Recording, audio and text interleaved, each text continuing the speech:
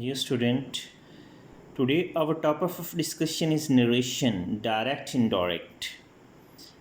As the name suggests, direct ऐसी बात जो कोई जैसे आपको बताता है आप उसको अगर बिल्कुल एज इट इज़ क्यूट कोट करते हैं किसी को बता देते हैं that would be direct but if you made some changes the statement of any person that would be indirect.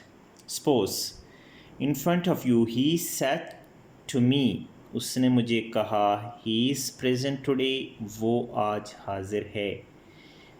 If we describe this statement according to same pattern that would be direct, but if we make change in it that would be indirect.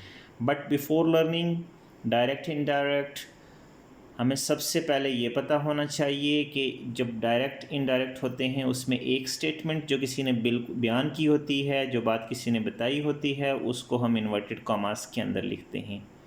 और the statement which is written within inverted comma that is called reported speech. इनके नाम हैं. In the statement which you are describing, you are reporting, you are saying, जो आप कह रहे हैं that is reporting speech. एक reporting speech है और दूसरा रिपोर्टेड स्पीच है. रिपोर्टिंग स्पीच जो इन्वर्टेड कॉमास से बाहर है और जो स्टेटमेंट इन्वर्टेड कॉमास के अंदर है that is called reported speech. सबसे पहले आपको ये पता होना चाहिए. And before learning direct indirect you must remember, you must learn the 5 rules of changing direct into indirect. First one, change of said.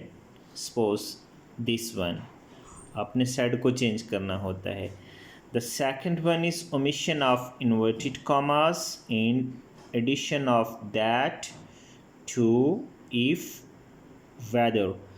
यहाँ आपने ही said to me, ये इन्वर्टेड कॉमाज आपने ख़त्म करने होते हैं जब आप डायरेक्ट को इनडायरेक्ट में चेंज करते हैं. और यहाँ पर आपने दैट यूज़ करना है, टू यूज़ करना है, इफ़ यूज़ करना है और वेदर यूज़ करना है. बट अकॉर्डिंग टू रूल, इसका प्रॉपर एक रूल है जो आपको बताया जाएगा जब रूल नंबर 3 पढ़ेंगे हम, कि हमने दैट कब यूज़ करना है, when we have to use that, when we have to use to, when we have to use if, whether.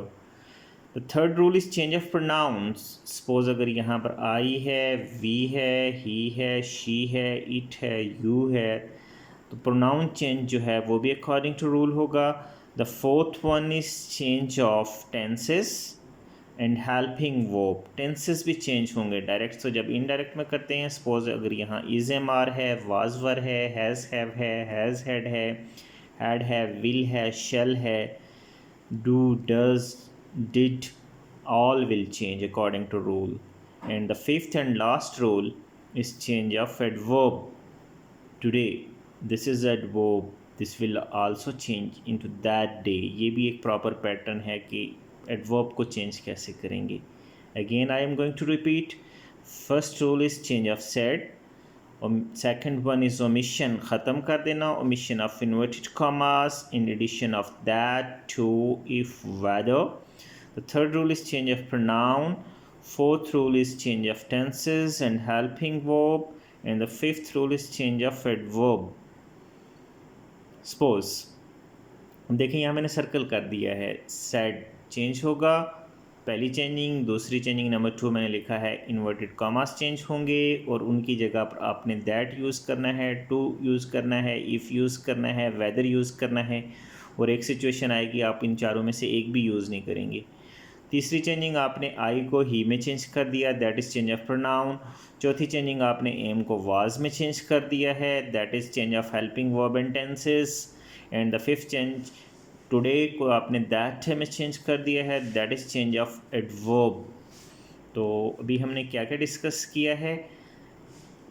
सबसे पहले हमने ये डिस्कस किया है कि what is reporting speech and what is reported speech. Statement जो इन्वर्टेड कॉमास के अंदर होगी दैट इज़ रिपोर्टेड स्पीच. और उसके बाद हमने रूल्स डिस्कस किए हैं कि डायरेक्ट को अगर हम इनडायरेक्ट में चेंज करते हैं तो हमें ये 5 रूल्स क्लियर होंगे. then we will be able to change easily direct into indirect.